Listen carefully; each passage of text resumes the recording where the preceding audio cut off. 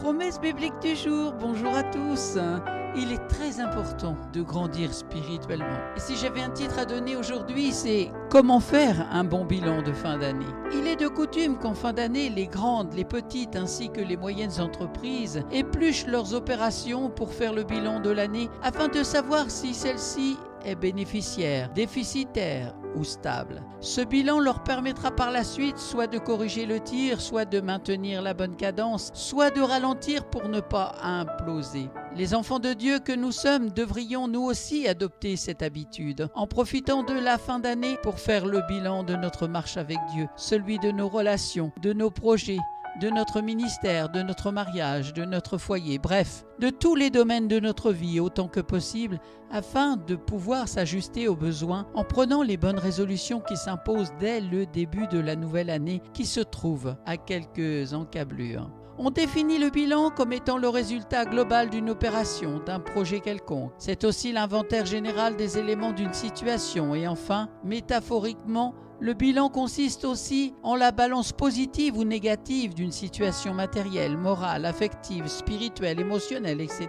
C'est ainsi que l'on parle du bilan d'un séjour, d'une existence, d'une amitié, d'une entreprise, d'une relation, d'un mariage, etc., etc. Et au terme d'un bilan, celui-ci peut être bon ou excellent ou encore triste, selon les différents critères que le monde nous offre. Les enfants de Dieu sont à part.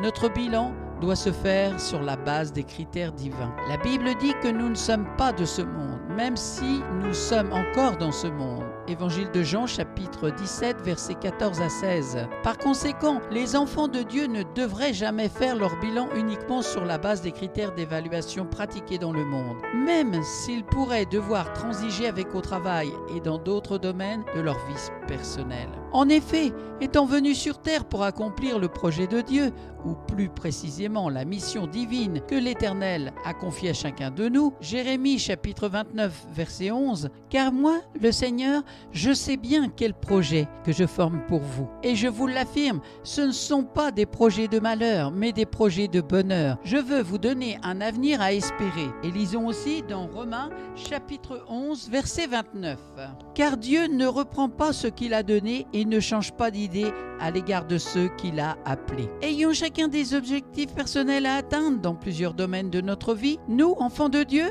devrions apprendre à faire nos bilans d'abord autour des critères divins ou encore sur la base des principes du royaume des cieux. Dans Matthieu chapitre 6 verset 33, il est écrit, le Seigneur nous dit « Cherchez premièrement le royaume et la justice de Dieu et toutes ces choses vous seront données par-dessus. » Et dans Romains chapitre 12 verset 2, la Bible rajoute encore « Ne vous conformez pas au siècle présent, mais soyez transformés par le renouvellement de l'intelligence, afin que vous discerniez quelle est la volonté de Dieu, ce qui est bon, agréable et parfait. » Ainsi, faire un bon bilan de fin d'année pour les enfants de Dieu que nous sommes consiste à recourir en fait à la sagesse infiniment variée de Dieu, contenue dans sa parole, pour découvrir véritablement où nous nous situons. Alors, pour y arriver, je nous propose de nous poser sérieusement et sincèrement plusieurs questions dans les 7 domaines que je vais vous partager dans une prochaine promesse biblique.